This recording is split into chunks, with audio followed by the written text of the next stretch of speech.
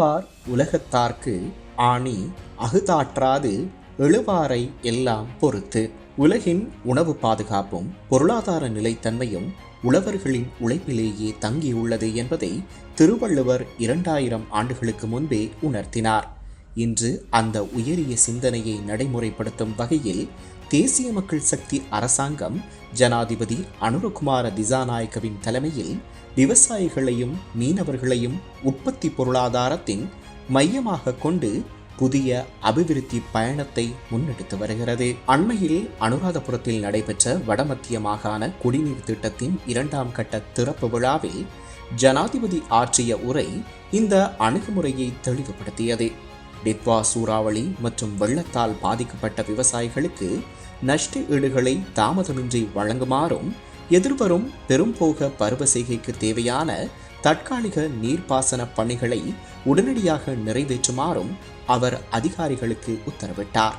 நாட்டின் வரலாற்றிலேயே பயிர் சேதங்களுக்கு வழங்கப்படும் மிக உயர்ந்த நஷ்டஈட்டு திட்டங்களில் இதுவும் ஒன்றாகும் என்று அவர் வலியுறுத்தினார். விவசாயிகளின் உழைப்பிற்கு நியாயமான விலையை உறுதிப்படுத்த அரசாங்கம் 6000 மில்லியன் ரூபாய் நெல்லை கொள்வனவிற்காக ஒதுக்கியுள்ளது. சிறு மற்றும் நடுத்தர அரிசி ஆலை உரிமையாளர்கள் குறைந்த வட்டியில் கடன் பெற்று நெல்லை கொள்வனவு செய்வதற்காக மேலும் 10,000 மில்லியன் ரூபாய் ஒதுக்கப்பட்டுள்ளதால் மொத்தமாக 16,000 மில்லியன் ரூபாய் நெல் சந்தைப்படுத்தலுக்காக முதலீடு செய்யப்பட்டுள்ளது. இதன் மூலம் இடைத்தரகர்களின் ஆதிக்கத்தை குறைத்து விவசாயிகளுக்கு உறுதியான சந்தை பாதுகாப்பு வழங்கப்படுகிறது. பெரும்போக பருவத்திற்கான உர மானியம் ஒரு ஹெக்டேருக்கு 15,000 ரூபாவிலிருந்து 25,000 ரூபாவாக உயர்த்தப்பட்டுள்ளதுடன் அந்த நிதி நேரடியாக விவசாயிகளின் வங்கி கணக்குகளில் வரவு வைக்கப்படுகிறது.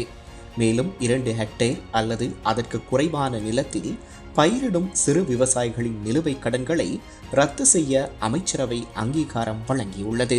அறுவடைக்கு பிந்திய இழப்புகளை குறைத்து கூட்டுறவு இயக்கத்தை வலுப்படுத்தும் நோக்கில் 500 மில்லியன் ரூபாய் செலவில் 50 நெல் உலர்த்தும் இயந்திரங்கள் வழங்கப்பட உள்ளன. அதேவேளை மட்டக்களப்பில் உள்ள களஞ்சியம் நெல் சந்தைப்படுத்தல் சபைக்கு கையளிக்கப்பட்டதன் மூலம் 20 லட்சம் கிலோ நெல்லை களஞ்சியப்படுத்தும் வசதி உருவாகியுள்ளது. இதனுடன் நெல்லை பெறுமதி சேர்க்கப்பட்ட உற்பத்தி பொருட்களாக மாற்றும் புதிய பொருளாதார அணுகுமுறையும் ஊக்குவிக்கப்படுகிறது. இயற்கை பேரிடர்களால் பாதிக்கப்பட்ட விவசாயிகளுக்காக 12,341 மில்லியன் ரூபாய் நஷ்டஈடு ஒதுக்கப்பட்டுள்ளதுடன் அதில் 8,880 மில்லியன் ரூபாய்க்கும் அதிகமான தொகை ஏற்கனவே வழங்கப்பட்டுள்ளது. மேலும் 2026ஆம் ஆண்டு வரவு செலவு திட்டத்தின் கீழ் சிறிய குளங்கள் மற்றும் கால்வாய்களை புனரமைக்க 8,350 மில்லியன் ரூபாய் ஒதுக்கப்பட்டுள்ளது. பல ஆண்டுகளாக தாமதிக்கப்பட்டிருந்த கீழ் மல்வத்து ஓயா திட்டமும் வடமத்திய பிரதான கால்வாய் திட்டமும் முன்னுரிமையுடன் முன்னெடுக்கப்பட்டு வருகின்றன. விவசாயத்துடன் இணைந்து மீனவ சமூகத்திற்கும் அரசாங்கம் முக்கியத்துவம் வழங்கியுள்ளது.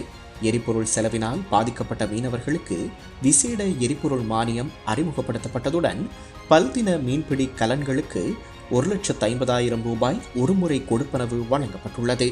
மேலும் பேருவளை உள்ளிட்ட மீன்பிடி துறைமுகங்களை நவீனமயப்படுத்தவும் மீனவர்களின் பாதுகாப்பை மேம்படுத்தவும் 1000 மில்லியன் ரூபாய் ஒதுக்கப்பட்டுள்ளது. இந்த நடவடிக்கைகள் அனைத்தும் தனித்தனியான நலத்திட்டங்கள் அல்ல. ஊழல், அரசியல் அலட்சியம் மற்றும் தவறான பொருளாதார முகாமைத்துவத்தால் பலவீனமடைந்த உற்பத்தி பொருளாதாரத்தை மீண்டும் கட்டியெழுப்பும் தேசிய மாற்றத்தின் அடையாளங்களாகும். விவசாயியையும் மீனவரையும் வாக்கு வங்கியாக அல்லாது நாட்டின் உணவு பாதுகாப்பையும் பொருளாதார சுய நிறைவையும் தாங்கும் தேசிய சக்தியாக கருதி நியாயமான விலை, நேரடி நிதி ஆதரவு, நவீன வசதிகள், சந்தை பாதுகாப்பு மற்றும் நிலையான அபிவிருத்தி வாய்ப்புகளை வழங்கும் இந்த அணுகுமுறை திருவள்ளுவர் போதித்த நல்லாட்சியின் நவீன வடிவமாகவும் இலங்கையின் புதிய யுகத்தின் விடியலாகவும் திகழ்கிறது.